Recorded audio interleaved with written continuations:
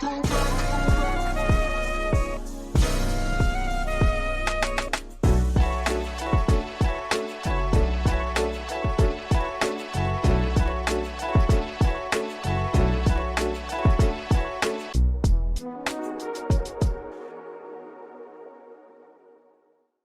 fam, so good to be with you all today. Ebony, what's up first today? Ooh, child, there is so much happening in the world today. So let's talk first about this unnecessary war that we're fighting. That part. Unnecessary.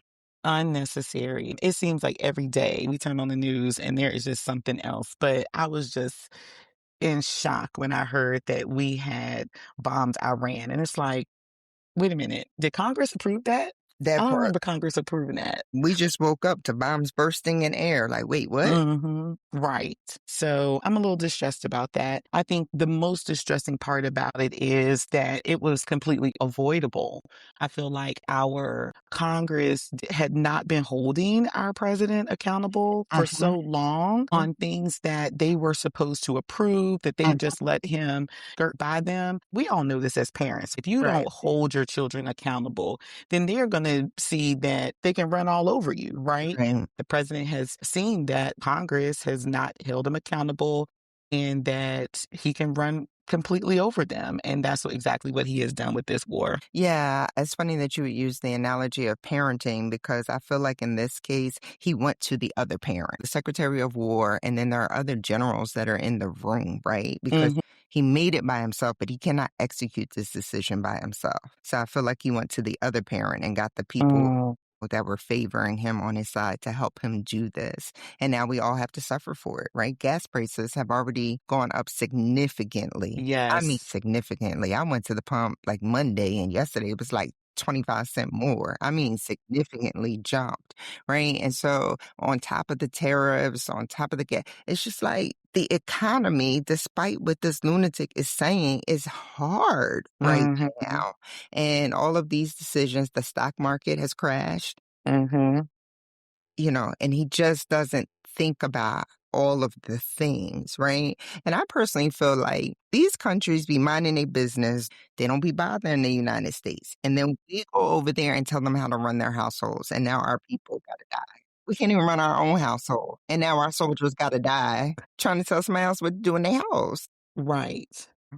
Yeah, it's just a Yeah. tragedy for everybody involved. So, Mhm. people are going to have to make some really tough decisions about travel, Mhm. what's important. They're really going to have to start prioritizing if gas prices and the cost of all goods at this point are Mhm. going to go Right, because up. it's not just gas, but we can see that immediately. But all goods are Yeah. gonna increase. All goods, because everything relies on truck transportation. Mhm. So the things that are imported get to us at the dock on ships, but those things have to be transported to distribution centers Mhm. and then out to stores. All of those things get to us on 18-wheelers primarily.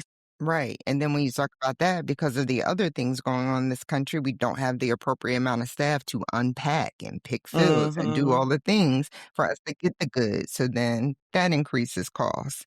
Right. And none of this affects wages getting increased, Exactly. Exactly. so it's insane. And so that makes the other thing that you wanted to talk about even more of an issue. Let's talk about the Texas primaries. Man, well, specifically Crockett's alleged Mhm. loss. She lost, and I think that we could have taken the L, but at the last minute, there was a switching of polling places. So in that county, apparently you could vote at any polling place, and this is the way it's been done for years for this specific type of election. And then when people got to the polls, they were told, no, you have to poll wherever your local polling place, right? And so that created a lot of confusion. So for people who got off work, they were sent away saying that the polling booths were closed because they got there too late. Or we can imagine people was just Mhm. like, I'm not doing all that. You know what I mean? And so Right. it just created all of this confusion, which they want. So this is another tactic of voter suppression, the trickery of it all to not get candidates that really represent the people who are not on the Mhm. agenda of the president and the powers that be to keep people from voting. It's also a deterrent for people who are already like, my vote doesn't count, I don't feel like it, all the things, and then you actually attempt to, it's just another discouragement. And so I don't like it. What are your thoughts? Yeah. I think that part of the issue is that people saw how Jasmine Crockett and her team were really getting voters, new voters, disinterested voters back engaged or engaged. And I don't think that people were expecting the level of voter registration Mhm, that they saw. And they knew that that level of voter registration meant that there were going to be new black and brown voters mhm, voting, right? Or disinterested black and brown voters coming back into the fold. And so we have seen time and time again in our country where whenever those things happen, people do everything that they can to disenfranchise the vote because they right, know when black people show up, we do things like get Barack Obama elected. right, Right.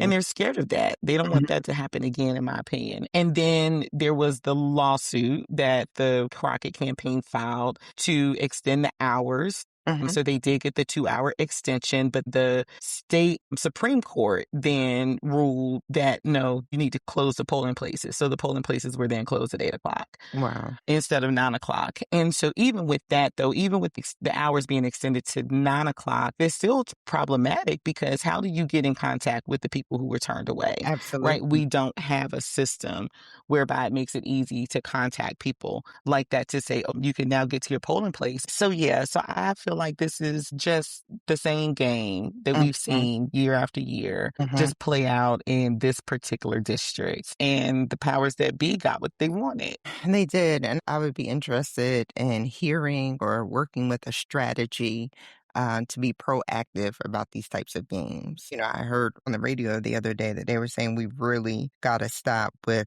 these mail-in ballots. Like they were created to Mhm. be convenient, especially for the elderly and sick, but that Mhm. mailing ballots are a problem in terms of being counted. And we talk about taking our loved ones to the poll, right? There used to be a whole agenda or push to make sure that we took someone to the polls who might not be able to Mhm. get there, which was very successful, as you mentioned, in the Barack Obama campaign. But when you have a situation like this, how could we have maybe had a one up to know that they were going to do this?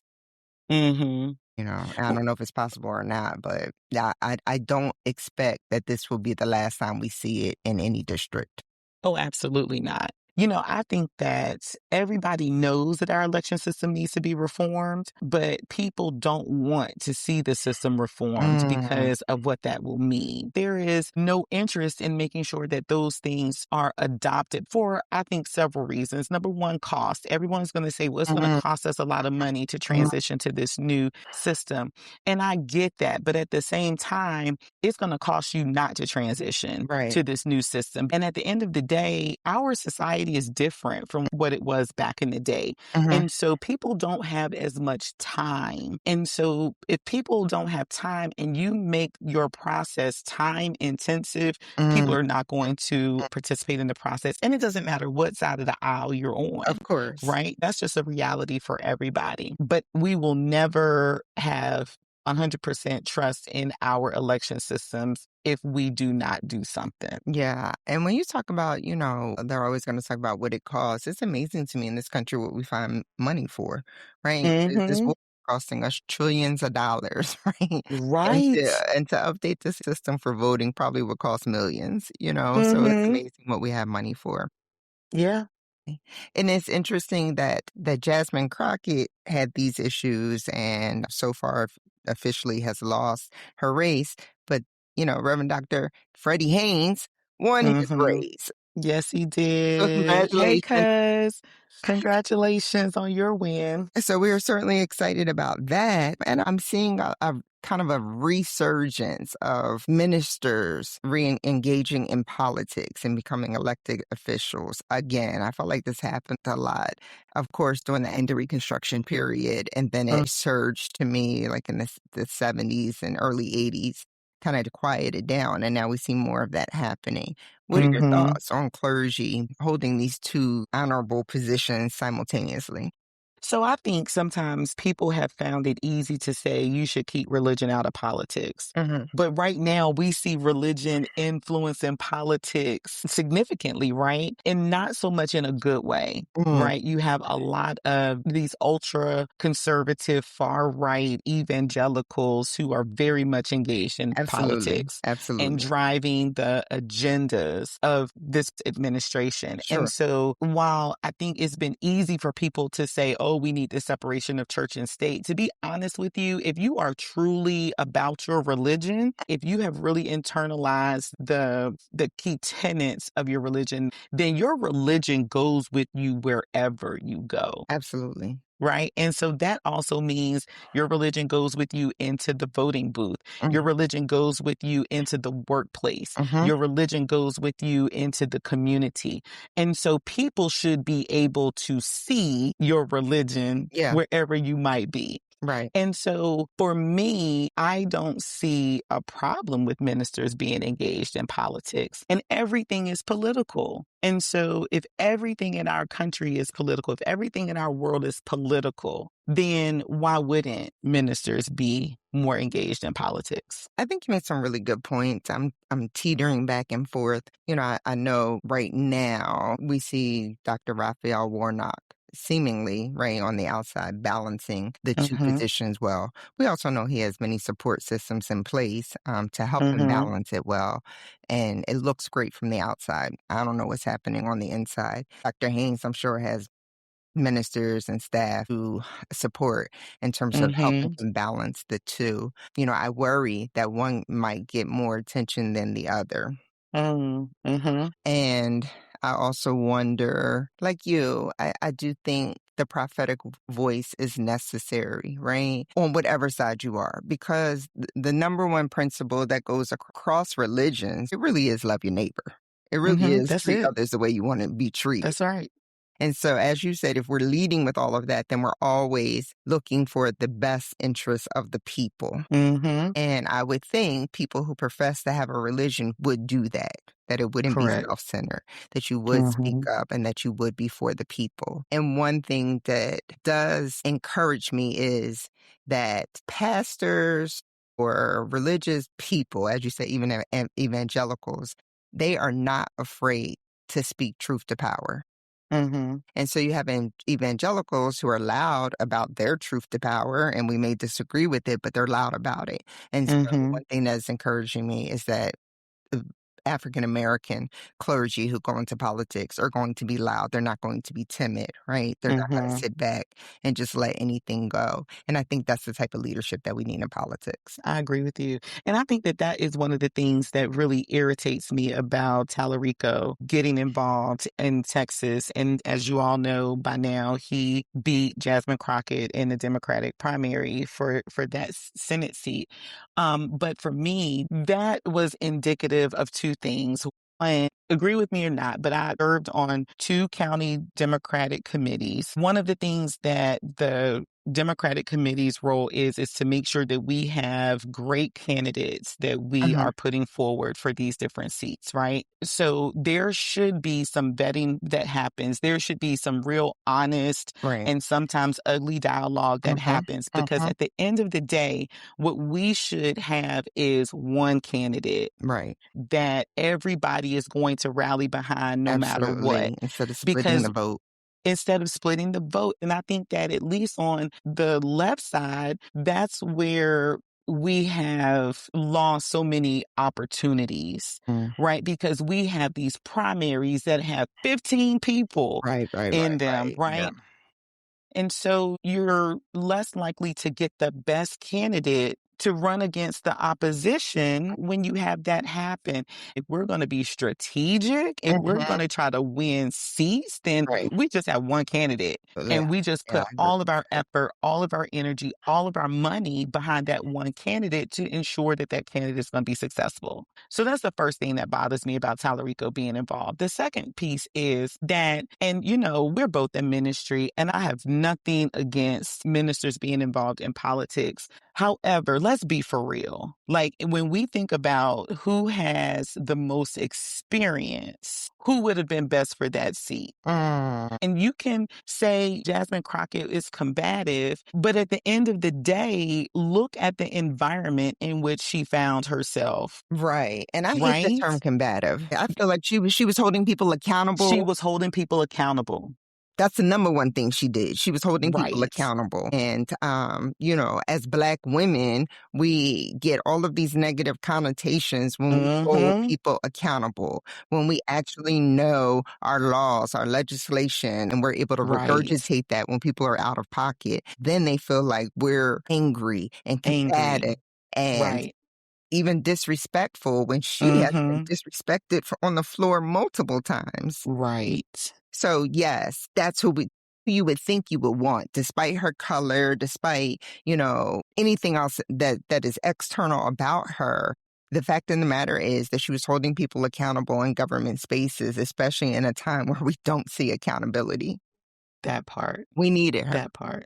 We needed her. We needed her exactly how she was showing up. Yes. And Tallarico is not going to show up like that. He's not going to hold people accountable. He's not going to go toe to toe Mhm. with people where it is necessary for you to show that kind of strength, for you to Mhm. show that you're not just going to say whatever you want to say and think that Mhm. we're just supposed to take that on the chin and believe it. Absolutely. And then on top of that, with her legal experience, Mhm. there's just no way you can tell me, voters of Texas, that Tallarico was going to be the most experienced candidate for that Right. role. You can't. Right. You Right. can't. And so I've been seeing a lot of comments online, just, focusing on the fact that this is just another one of those episodes of Massage Noir where, Mhm. people are willing to take the white man, Yeah. whatever his experience, whoever Right. he Right. is, over the Black woman who Sure. has demonstrated that they're the most qualified for the position. Absolutely. I will say this. First of all, I feel like this not the final straw. Like, we'll see more of her. Mhm. Stacey Absolutely. Abrams has kind of faded back, but she's doing some things behind the scene. But I would Mhm. love to see them tag team and do something amazing with the Oh, yeah. platforms that they have. But I also feel like Jasmine Crockett has inspired and set a new trend in Congress where now we see other people holding people accountable in a similar fashion. And I don't think That's right. we saw that before Jasmine Crockett, Mhm. pulled up. No, that's not correct. And when I was watching some of the hearings, I saw white women, saw Asian women, I saw some white men using the same type of, for lack of a better word, vigor in their Mhm. countering foolishness that was coming up in Right. those hearings. And I think that is inspired by Jasmine Crockett. So good Mhm. job. We continue to stand with you. That's right. And look, she's gonna be back. Yeah, So I'm looking forward to seeing that. absolutely. All right.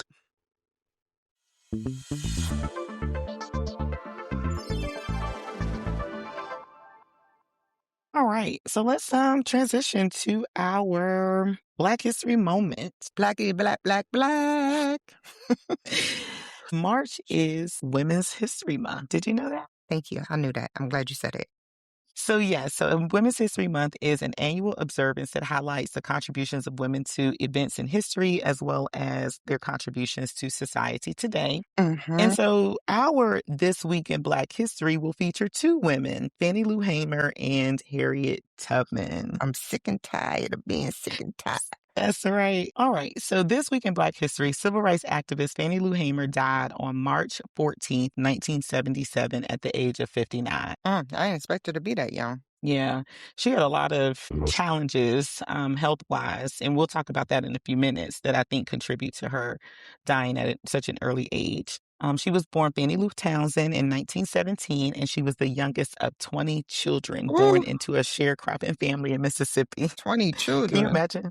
20 No, children. my uterus hurts right now. I'm sorry. I know, just thinking about it. But, back then it was very common for families to have a lot of children, especially since they were working on the farm and needed farmhands. Because they didn't have TV. That's one way to look at it.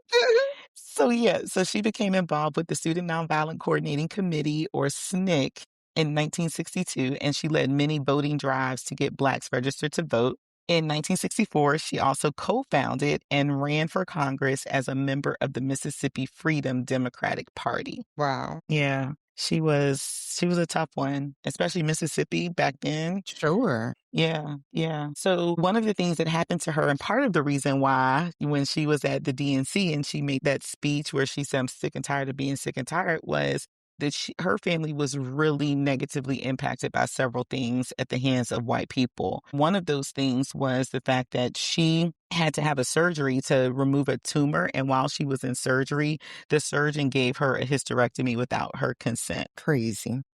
Yeah. Just in there digging around and was like, we'll take it all out. Oh, yeah, but no, it was definitely part of a bigger movement, eugenics movement from back in the day, where they wanted to ensure that Black people in particular and people with mental disabilities were not procreating, were not having more kids. Mm, And so thousands of women across the South in particular experienced these forced hysterectomies. to preserve the race, I'm sure, was their attempt. Absolutely, to make sure that white people stayed in the majority. But also, because of her involvement in the civil rights movement, she's in the Deep South in Mississippi. She was arrested this one particular time and she was jailed in Winona, Mississippi. And while she was in jail, she was beat so badly that she was left with permanent kidney damage. Wow. Yeah. So I think that those are, some of the reasons why, she died at a young age. Sure. Stress, these health challenges, and that kind of thing. So most people remember her from her statement, I'm sick and I'm tired sick of and being sick tired and of being tired. sick and tired. Listen, I can imagine she was saying that on her way out. Like, Lord, listen, this is too much. Mhm. You know, and it just makes me, when you tell stories like that, it just makes me very sad that we don't exercise our civil rights a lot of time, Mhm. including voting, including serving on juries, so forth and so on, that we just take the life of privilege we have with entitlement. And we are entitled. Mhm. So I don't want to use Mhm. entitlement in a bad sense in this Right. context, because we are entitled, right, to life, freedom, and pursuit of happiness. We are entitled. But there are people who made such significant sacrifices, mind, body, and spirit, Mhm. money, for us to be where we are, and And we take it for granted. we take it for granted, and we don't do our own due diligence, I feel like, Mhm. to uphold what they sacrificed. Agreed. Yeah, Imma just leave that there. Okay. So thank you to Fannie Lou Hamer and her family, because we also recognize that people do not do this Yes, work alone. They yes, have to have families and friends who are behind them, supporting them so that they can do this good work on behalf of our people. absolutely. Awesome. All right. Today, March 10th, is widely celebrated as Harriet Tubman Day, honoring the life and legacy of the Moses of her people who passed away on this day in 1913. How old was she? I think she was 91. Alright, that was a good run, Yeah. and she had Yeah, a it lot, so was. we'll give it to her. She was a renowned abolitionist as she guided the enslaved people to freedom via the Underground Railroad and served as a Civil War spy, a nurse, and a scout for the Union Army. Oh, I didn't know she was a nurse.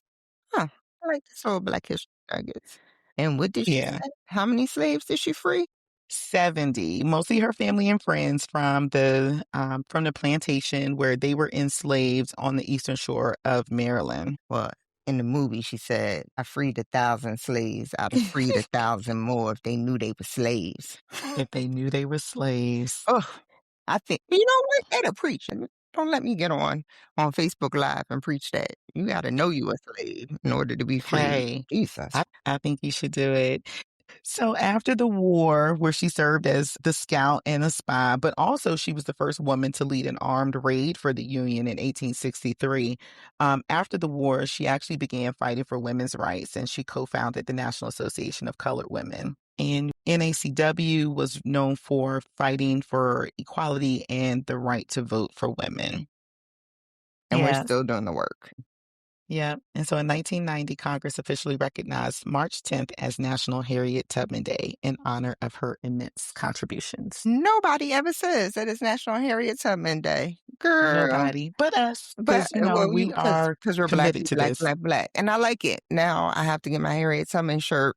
Remember when they promised us Harriet Tubman was going on a $20 bill, right? And I haven't seen that yet. I don't want a That's stamp. right. I want a bill. I We don't even definitely not use gonna see it cash no now. more. But when I use cash, I'm gonna be like, just I'm using black cash, valuable. I All like right. that. All right, sis, we Black gotta move cash. on. So what else we got today? Well, let's see what's up on the community calendar. All right.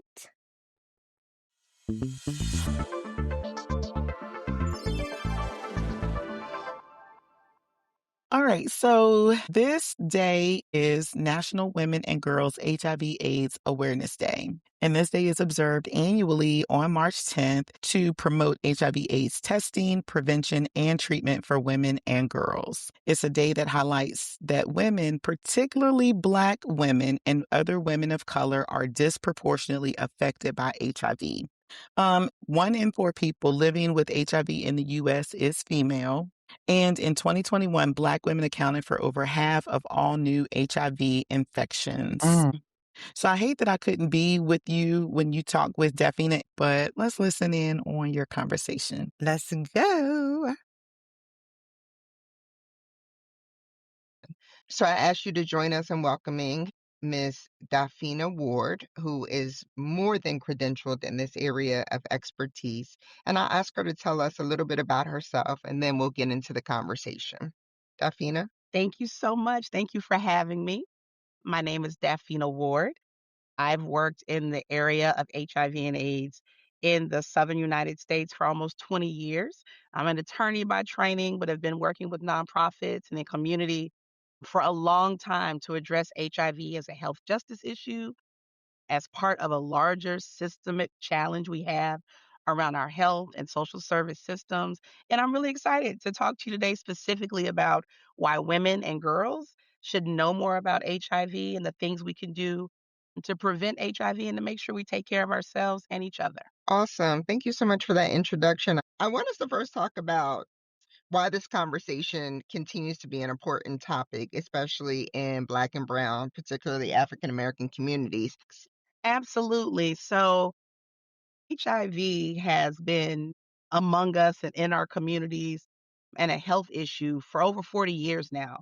So if those of us who are old enough to remember, we first started hearing about HIV and AIDS in the media in the early 80s, right? And at that Mm-hmm. time it was seen as something far away from most of us. It was something that was affecting white gay men, so we thought. And then it's people who are using needles and using drugs, right? And so That's right. began as a condition or disease that was very hyper stigmatized from the beginning. And so, as a result of that, what we've seen over the past few decades is that African American communities are much more impacted by HIV. And there's a number of reasons for that. It could be because it wasn't something we thought could impact us early on. It was always somebody else's problem. It was an othering disease, right? Right. And Right. It was the first time it wasn't all on us, right? It was the first time we wasn't getting it. that's right. That's right. It was something that other people had to deal with. We didn't need to worry about that. And then once we started to realize, once more education started,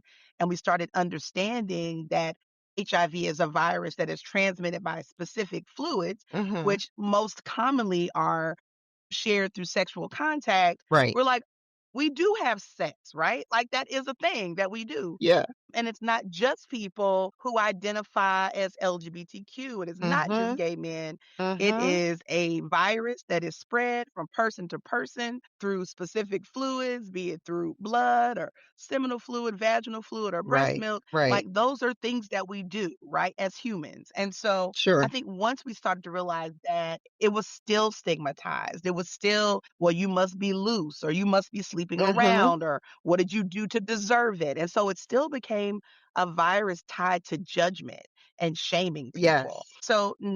So now what we've seen happen, I think, is a perfect storm of um, us not talking about it because there's so many other things going on, but even more so because it is no longer a death sentence. Because the other Yes. part of the early age of HIV and AIDS was that everyone was dying. You know, Right. you hear lots of stories, and I still have peers who were there in the beginning who talked about, planning funerals. I know someone who said she had to throw away her phone book because everybody in her address book Wow. was dead. Like Yeah. that was the early age of AIDS.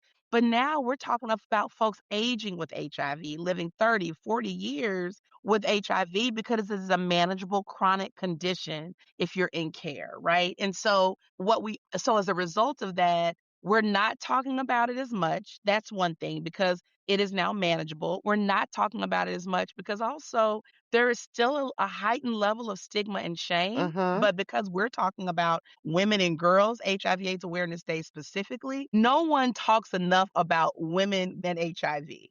We are still underfunded, overlooked, not effectively addressed when we're talking about even the research around Wow. medications and prevention. Women just aren't as hyper focused on as men. And that is an issue. And that is why we are seeing a disproportionate impact of HIV on women, particularly Black women, as we come up on this Awareness Day, which is an opportunity to talk about all the prevention tools that are there and the way that women need to be in care.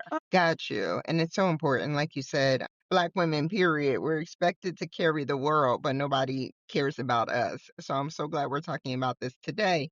But I also would like you to give us a reminder, a refresher on the distinction between HIV and AIDS. Thank you so much for that question because people do conflate them all the time. So, HIV is a virus. The V is for virus. So, the virus is what's transmitted from person to person. And most commonly, it is transmitted through sexual contact Mm-hmm. and then also through intravenous drug use. And so, if you're having, a dirty needle, I also warn people make sure you're not letting your cousin Tyrell give you a tattoo in the garage with a needle that you don't know where it's come from That because part. it's about Yeah. it's about dirty needles, right? And syringes. And that's why Right. syringe exchange and making sure you're using, clean syringes for any activity, that's so important. But the V is for virus. So HIV is a virus transmitted from person to person. When a person has an AIDS diagnosis, acquired immunodeficiency syndrome, that means that the viral load of the HIV is so heavily present that your white blood cells have been so heavily impacted and diminished that you now have a clinical definition of an AIDS diagnosis. Mm-hmm. So you're not going to pass, somebody's not going to quote catch AIDS. Like you Okay. hear people say that, right? You can't give a person AIDS. That's not how that works. What Okay. is transmitted is the virus. So there are many, many people who have a HIV diagnosis who thankfully now, thanks to medication and innovations, will never have an AIDS diagnosis. They will Okay. have the virus, but if they're on their medication, if they are getting the care that they need, then they will likely not progress to an AIDS diagnosis. Now, some people do because every person is different.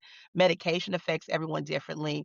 But I do think that basic education that HIV and AIDS are not the same thing Sure. is really important. And so our goal is to avoid people being what we call dually diagnosed, which sadly we see a lot in our community, which means someone gets an HIV diagnosis, and because they haven't been engaged in regular testing and support, they have an AIDS diagnosis as well because the Okay. disease has already progressed. So that's called dually diagnosed. Like you get an HIV test, they run additional testing, and sadly, you already have an AIDS diagnosis. But what we want is for folks to get tested regularly so Mm. that if they get an HIV diagnosis, you get on the medication that works for you to avoid getting to a point where you're so sick that you have an AIDS diagnosis. I think another thing that's important to note here, though, is this concept of U equals U, which means undetectable equals untransmittable. So, what the science has Oh. showed us, if you're on your medication and the viral load is undetectable, you will not transmit HIV. So, that You means will that not. someone who has an H Wait, I just want to be clear. You will not. So if you are undetectable, you will not, even though you have it. You will not. Correct. So, and that is a really, really important point that we don't talk about enough. And that also helps us in dealing with how we stigmatize HIV, right? Like if I am on my medication, medical regimen, and I am undetectable Mhm. and I am in what we call a serodiscordant relationship, which means I have HIV, but my partner doesn't, we can be intimate. We can be together. We can be, and that is a method of prevention. So if I'm undetectable and doing what I need to do, and the medications are working for me that way, I will not transmit HIV to another person. And that's really important. And we're talking about innovations and how far we've come, and that's a really big. That is a big one, and I'll be honest, it's still scary to me. So if I'm with a partner and they are undetectable, right? Do I then, because now I'm hearing about a medicine that you can take to help you prevent from catching the virus. So should I still be taking that medication just to be sure? Or are you saying like it's like a condom? I'm 99.9% safe, you know? Well, I think it's different for everyone, right? And so what you're referring to is PrEP Okay. or pre-exposure prophylaxis. Mhm. And PrEP means you can get a pill or a shot, a long-acting shot or a daily pill or a long-acting pill, where basically it I describe it to people, it's like if you were gonna take birth control, Mhm. that's what PrEP is. It's like Okay. it's a daily pill.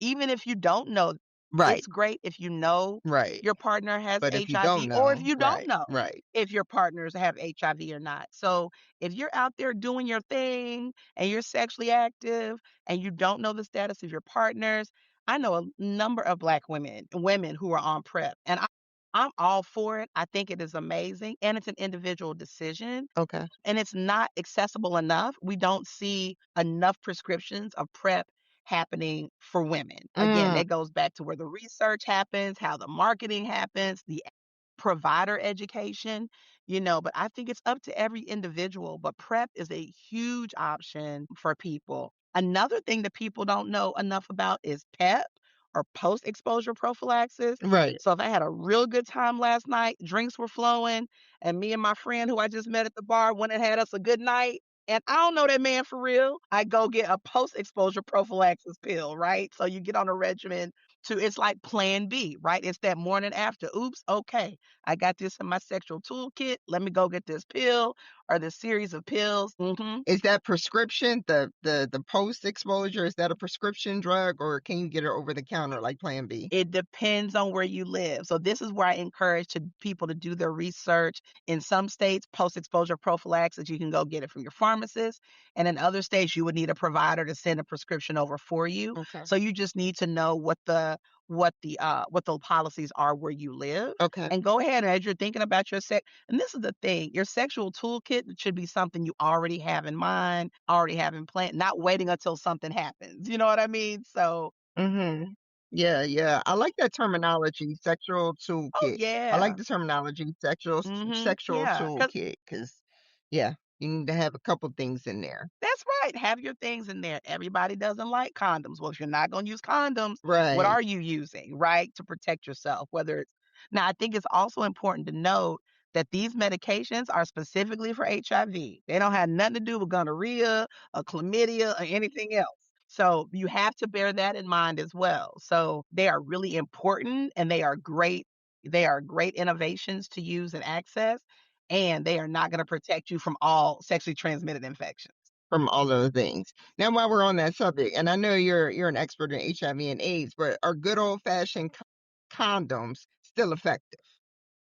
Yes, used correctly, Okay. like, make sure you know what you're doing, make sure you're using water-based lubricants with your condoms, maybe when some of us were teenagers, we thought you could use, like, Vaseline and all this other stuff. Don't do that. Make sure you're using water-based lubricants with your condoms, and there are also there's the old school, condoms that and then there's also Yeah. the vaginal condom, so make sure you know what all is available and use it according to the instructions. Okay. But absolutely, I think, I I I'm all about that barrier of protection, Sure. but it's different for Sure. everybody. Okay. But yes, condoms are still amazing as a prevention tool, but they also have to be used consistently and And correctly. So properly. that's the thing. Okay. Right. Like you can't use two of them at one time, like some of us might have thought when we was kids, you know? So but yeah, it's absolutely condoms are absolutely still critical, and we also know they're not always accessible. It doesn't always happen that way. So you need to know what your plan B, what your plan is if you do move forward. So, all right. So we've got, as adults, pretty much the scoop on how we can exercise preventative measures. And we're still, right? I'm understanding you to say we're still advocating for preventable measures. Because I'll tell you, I've not seen the commercials for PrEP or PAP, but I have seen commercials for um, positive individuals for them to take medication to become, as you called it, undetectable. And they're always happy and skipping around and all of that. And I love that it's no longer a death sentence, but I'm gonna be honest, I'm like, I still don't want it. I don't care what the people on TV look like. Of course. So do you think that us not talking about it as much and this laissez-faire depiction that once you get a Mhm. diagnosis and you can now that treatment is available and this treatment is effective, that people have let their guard down? Maybe so. I think there's a number of things. I think one, it is great to see people living and thriving with HIV, right? Like we want people to live and thrive regardless of their health condition, Absolutely. right? And at the Yes. same time, nobody wants a disease. Like it don't matter what it is, right? So I think there's also like that there's We that don't want the flu. we don't want any of it, none of it. And so I think there's that fine line between recognizing like I'm preventing it because I know I don't want it, but it's not the same as shaming people who have it, right? And so I think Got that's you. also one of those kind of fine lines we have when we have these conversations. It's like the people I love, I do not have HIV. I love a whole lot of people that do. And I know none of them would want someone else to have it. You know what I mean? Even though they're advocating Yeah. for wellness, they don't, we don't want more people to have it, but we want the folks who do have it to Right. have access to everything that they need, right? Totally So I agree. think the presentation that we see in the media, it is like it's very intentional. Like think about all the medications you see. People are happy in all the medicine commercials. Like they dancing in the streets, like Well, that is true. and then that man comes on Yeah. and says all the things that can happen if you take it, right? Yeah. But Yeah. Upset stomach, diarrhea. Right. Oh, they dancing and smiling. So I that's think true. that's medical marketing. That's what they do. But I do think it's important to your point around like you see the commercials about the care of people who have it, but you don't really see commercials about prevention. And when we do see commercials about prevention, you don't really see black women. And that's the other issue. It's like you're not seeing, so when you see the prevention commercials, I think they're doing a little better now, That part. but it still feels very much like they're catering to maybe, LGBTQ plus communities, which is important because those communities are disproportionately impacted, but you may not see yourself. And I think when you don't see yourself in marketing, when you don't see yourself in communications about a thing, it's easy to think, well, that ain't my issue because I don't see me in this. I don't see people that feel like my Sure. people. So this ain't got nothing to do with me. Sure. Right. And that's not the case. And Yeah. I think that's why we're also seeing that's part of the reason we're seeing Black women be disproportionately impacted by HIV because we represent half of new diagnoses in women Wow. are happening in Black women. Now we're only 13%. We're 13% of women in this country, right, as of 2023, but half of all new HIV diagnoses were in Black That's women. crazy. And that disproportionate impact isn't a new thing, but there's a number of reasons. It could be because, maybe we all sleeping with the same people. Who knows? Maybe that's part of it. Or, it could be a laundry list. It could be because we're not seeing the information in our communities to educate us. Right. It could be because our schools are not teaching comprehensive sexual health education and our Right. girls aren't getting all Right. the information they need, Mhm. or it's how we're socialized that we're not supposed to talk about our sexual toolkits. We're not supposed to. It's not about us feeling pleasure. It's not about, so there's so many layers to it, right? So, if you don't Right. see We're not allowed yourself, to have autonomy. no, right, right. And it's like, if you're not saving yourself for marriage, you're not gonna talk about it. And then if you do get married, is Right. he satisfied? Sure. And as you talked about before, still as Black women, as Black girls, as we're going to talk about why girls are so highly impacted, right, is about the autonomy of our bodies, right? So we in our community still are not allowed to talk about sex openly, right? Mhm. So Mhm. if a teenage girl or young adult woman has condoms Right. or is on birth control or has the plan B in her toolkit, as you talked about, Mhm. it's like, well, are you loose? Are you, Mhm. all types of names? Why do you have that? Not Mhm. empowering that person and congratulating that person to taking Mhm. ownership of protecting their own bodies and lives. That's right. That's right. I wanna make a point about the name of this day too, because I have a dear friend and colleague who really takes issue with this being called Women and Girls Day. Why? She really takes issue with it because there is no awareness day that is men and boys. Mm, And so this whole idea that like girls are supposed to hold some level of responsibility huh. around this that boys aren't required to. So there's like this whole idea of like girls, about our girls in particular. I have two daughters, and we talk about how Black girls specifically are treated like they're grown way before everybody else. That's true. And so it's really interesting when you start to think about this idea of women and girls awareness, which is critically important because girls are also impacted differently Mm-hmm. by whether that's through violence and domestic violence or sexual violence. Like girls are sadly impacted differently, Yes. so it's understandable. But it is an interesting conversation around where responsibility lies and where we place responsibility with our young people, Mm-hmm. right? But back to my point around comprehensive sexual health education, our girls are not getting what they, our young people, but our girls specifically are not getting the message clearly and consistently that they deserve, one, to make the decisions that are best for them, and they're not Absolutely. getting the information so they can make informed decisions. The statistics show us that in communities and states where you have abstinence only sexual health education, where the schools are not allowed to talk about condoms or any of that, you have higher rates of teen pregnancy. Mm-hmm. Well, duh, Mm-hmm. right? Like if you're not teaching young people the truth about how to protect themselves should they decide to engage in sex, which Yes. they do because they're curious and it's natural to be curious, then you're going to set them up for an HIV transmission or Mm, an unintended mm-hmm. pregnancy or a laundry list of things.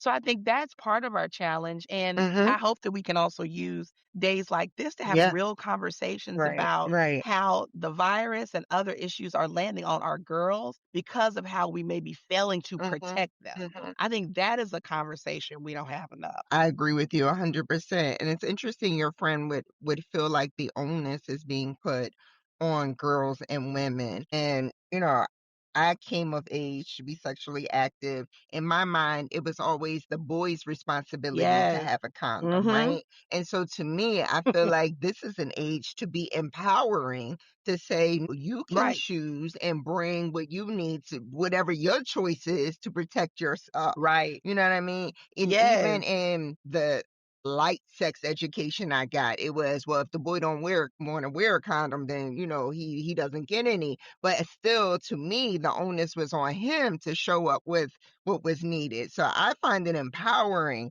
that young women today can say, "No, this is what my choice is." What's funny, I was having a conversation with my 17-year-old because I mean, my children have unfortunately or fortunately, they've had these conversations with me their whole lives. Of And you course. can imagine they love that, right? But, I'm talking about this whole idea of soul ties, right? And this Yes, idea of like yes. the connection you get to someone, whether you want it or not.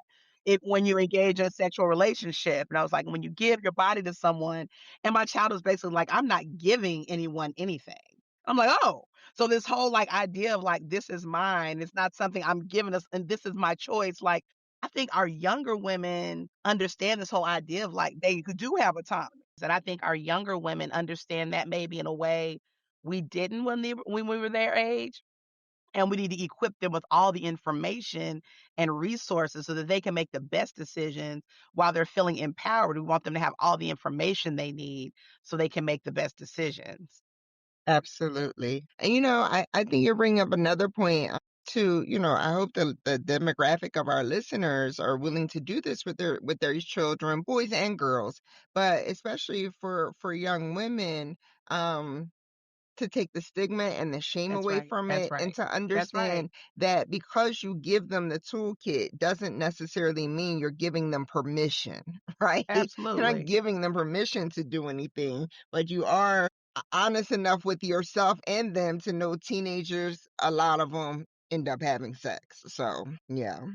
Young people who have access to all of the information are better equipped to make informed decisions. They're better equipped to be safe, and they might be less likely to engage in sexual behavior because they do have all the information. Well, that's a good point too. It's not Yes. No, it's not about giving them permission, but we want them to be informed.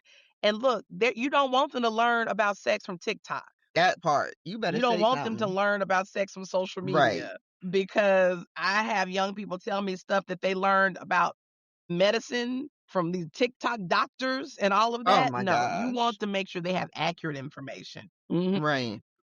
Absolutely. Absolutely.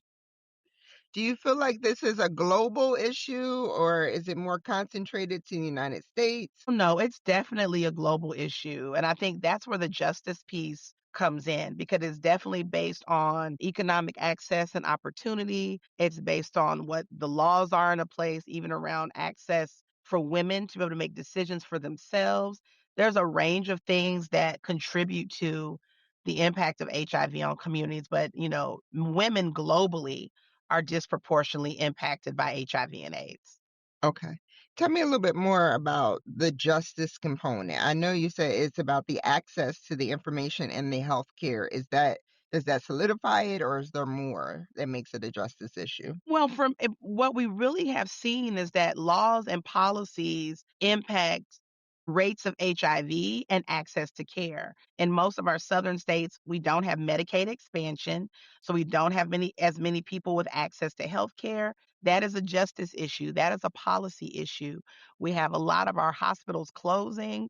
That is a policy issue. And southern states are disproportionately impacted by HIV. Mm, And that can be traced back to early decisions around who deserves healthcare, how we access healthcare. And so when we start to talk around lines of race and class and place, because folks who are in rural communities have far less resources, sure. that's what I mean about it as being a justice issue. If we don't address the systemic issues in this country, then we're not going to effectively end the disproportionate impact of HIV on our communities. Got it. And so that's the reality of it. I say to people, if we end HIV transmissions, if we end folks not being able to get their HIV medications, if those are no longer issues, that means we've done some serious work at a systems level to change the way that our justice system works and that our policies work in our states and and at the federal level. So that's why we describe it as a justice issue, right? Because communities that have been the most marginalized through law, policy, and our practices in our communities are the ones who see the greatest rates of HIV transmission. Yeah. Thank you for that clarity. And then segueing from that, I think maybe we can conclude on this. Are you able to talk about the affordability of the medicinal treatments? Like, are they covered by insurance? Are they covered by insurance? Are these out of pocket expenses?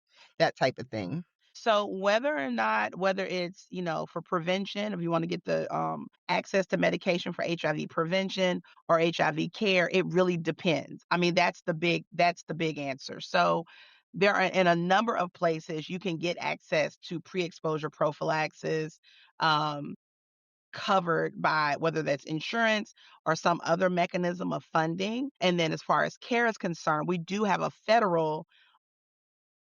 have a drug assistance program, and unfortunately, in some of our states, those programs are being threatened right now because of issues we're having around policy. And so it becomes the health and wellness of people has been politicized. So I would Got you. encourage people Okay. to find out what your insurance covers, what Hmm. might be available through your Department of Public Health.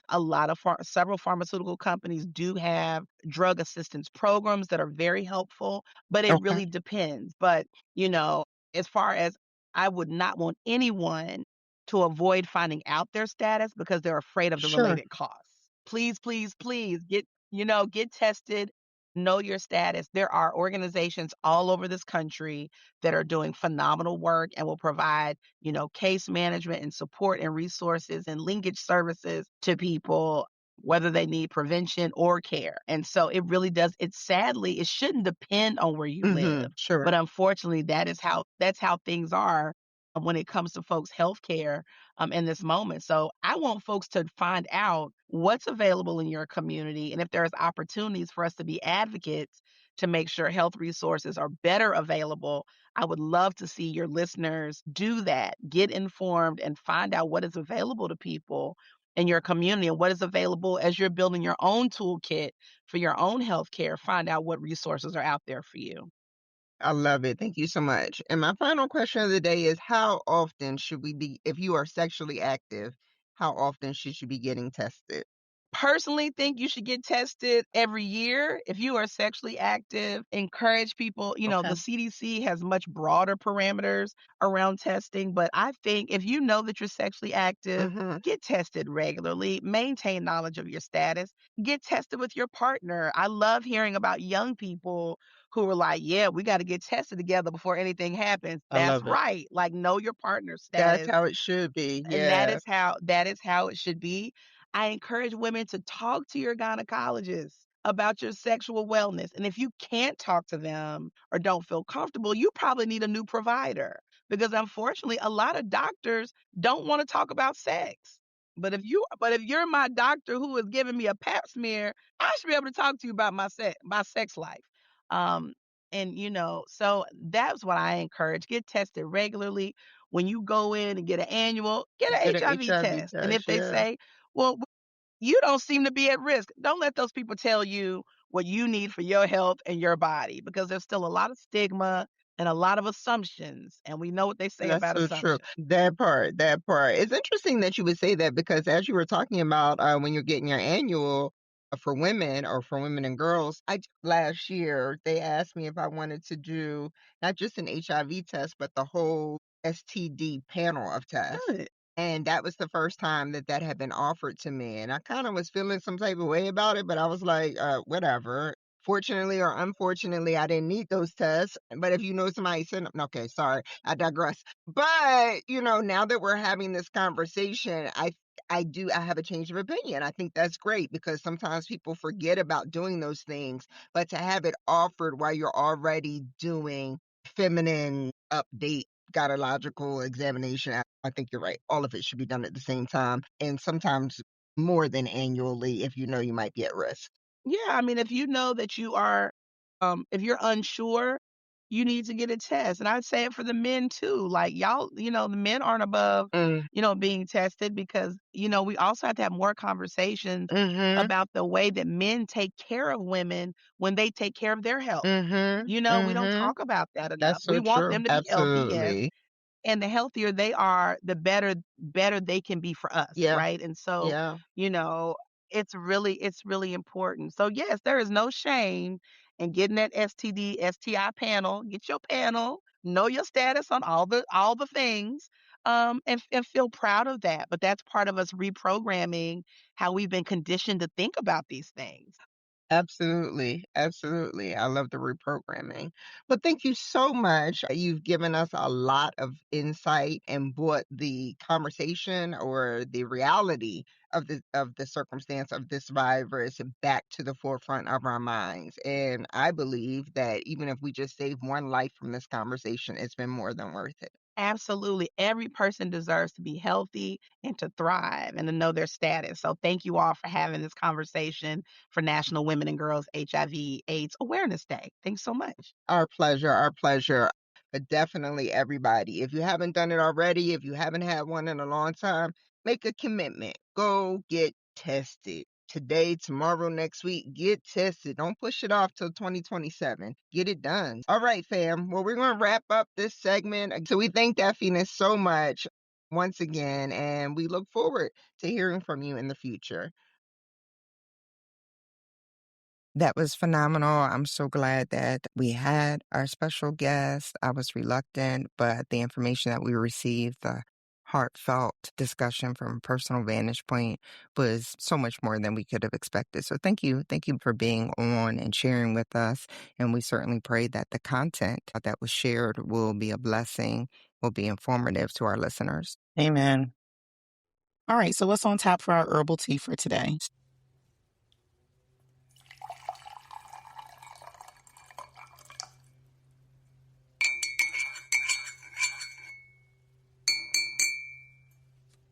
So let's talk about slutty vegan restaurant founder, Miss Pinky Cole. She's in the news right now for filing for bankruptcy. Aisha Pinky Cole, the founder of our Atlanta chain, let me just tell you, she is from Philly. Shout out Philly. She filed for Chapter 11 bankruptcy right here in Georgia on February 12th. USA Today is stating that she owes $1.2 million to the Small Business Administration for a COVID-19 economic injury disaster loan. Right? Are we still coming for people for them COVID-19 loans? Stop Mm-hmm. it. And why Yes, we only come child. for Black people? I ain't heard no white person say they had to get this money back for this COVID. And like, what's the basis? Like, COVID happened, businesses stopped. Like, what are you doing? Okay. Oh, yeah. A whole bunch of white people got caught up in that too, but you don't hear about them on the news. They not giving the money back. And why are y'all worried about this money when you spending trillions of dollars at war? Like, for how many billions of dollars on this ballroom that we ain't seen no more construction on? Child. You paved over. Okay, this story right here says she also owes $192,000 in state taxes. And so she filed for bankruptcy, and people are using words like we're romanticizing her bankruptcy, giving her a pass. But the reality of it is that in business, bankruptcy is a strategic tool, right? Mm-hmm. And so I think that on this show, we talk about context. So we have to understand the context. Like, she's just not trying to get out of debt fast or usurp the debts that she owes, but she's Mm-hmm. using it as a strategic tool to keep her business afloat, pay some of her creditors, as well as pay her staff and keep moving forward. Lots of people file for bankruptcy. Our convicted felon of a president has filed for bankruptcy multiple times and has kept the Right. majority of his money intact. And so I think we need to stop demonizing Black people for filing bankruptcy. And she's not the only one. Over the years, football players, basketball players, entertainers have filed for Other bankruptcy, politicians. other Yep. politicians, and we're just like, oh, they messed up their money, not knowing all the backstory behind what happened.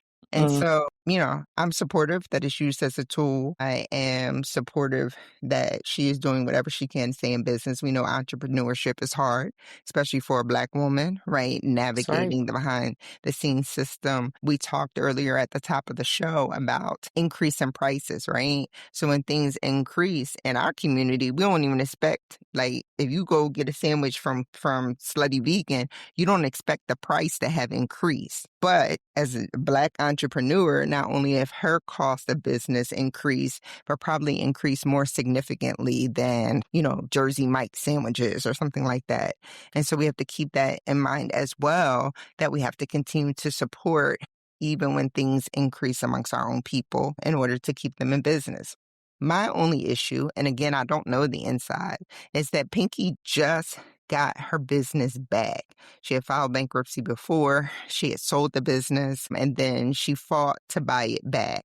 And so I'm just concerned so soon that there has not been, for lack of a better word, a financial lesson not to be in this position again.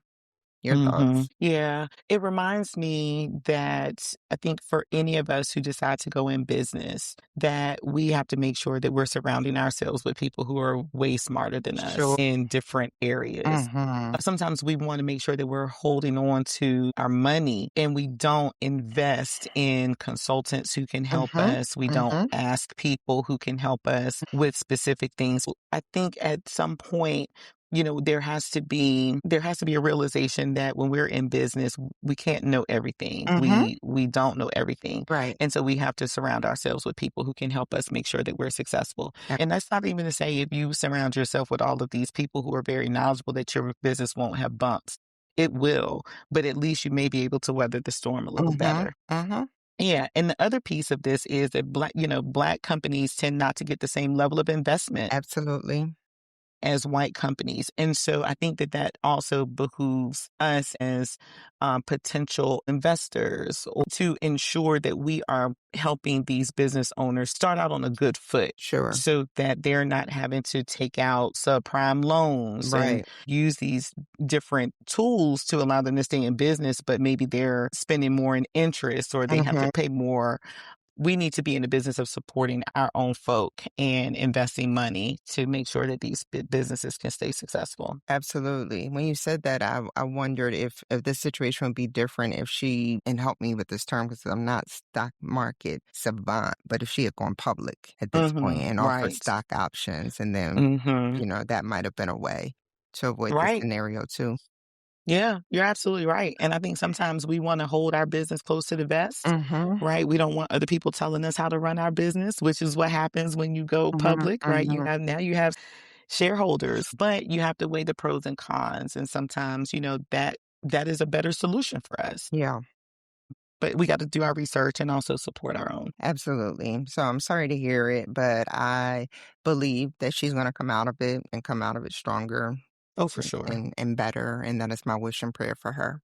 So in the tea, our boy Michael Vick is Hmm. back in it. I Michael like me Vick. some Michael Vick, but man, you talk about a dude that's had a hard run. Like, I'm Right. sure he tired of being sick and tired For too. sure. Most of us remember that Michael Vick started out with the Atlanta Falcons and his cousin, let's be specific, his cousin was running a dog fighting business or whatever you want to call it, and they held Michael Vick accountable and they sent him to jail because it was on his property. I guess it was his dogs, whatever the case may be. So he had to serve time, he had to pay a fine, he had to do an animal rights promo, got transferred to Philly. Hey, Philly with the Eagles. Okay. Um, and his career just didn't rebound. Like he was one of the best football players of the era, and his career never rebounded. But he did end up being a coach and, getting, Shout out to Norfolk State. yeah, shout out. And so he, kind of climbed his way back out of the tunnel. And so now, unfortunately, he's going through a very nasty divorce. And his wife allegedly was trying to take everything from him. And the judge ended up settling on the fact that money that Michael Vick made before they married, was not part of the community property, if you will. But the money he made afterwards needed to be split 50-50. So she walked away with $30 million. And I just wonder, where did we get when people are married that you're entitled to everything that somebody Mhm. has? You know what I mean? Male or female, right? Because we're Mhm. seeing a lot of men, right? Cardi B and Offset are going through their thing. And he wants all this, that, and the third. Why do we want to take somebody's everything that they've worked for? Right. And why can't we do a fair breakdown? Mhm. And fair doesn't necessarily even mean 50-50. But That's right. when we become millionaires, are we entitled to take care of our partners for life? Like, here's your chunk. Keep it moving.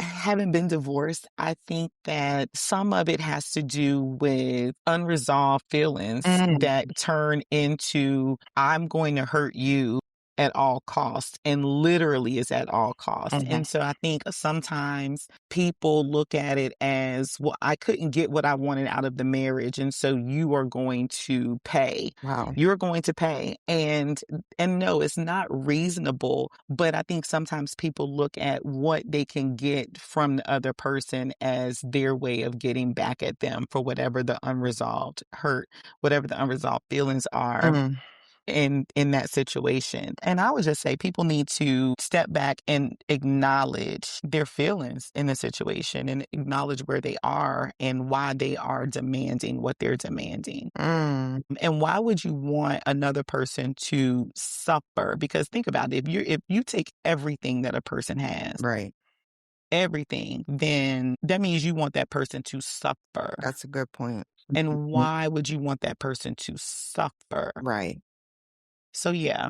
It's unfortunate. What do you think about a prenup? I mean, I know we could do a whole session on that, but really quick, whether you have 10 pennies or 10 billion, what are your thoughts on prenups? I think that couples, before they get married, need to have some serious conversations about finances Absolutely. and lay it out on the table. There needs to be some honest dialogue about it and some serious discussion about why the person feels the prenup is necessary. Hmm. And I don't think that many people, and I could be wrong about this, there's no research out on this, but I think many people are, like we talked about last week, have a hard time having the uncomfortable conversations. Absolutely. People are having a hard time sitting with the feelings that cause them to want to have a prenup.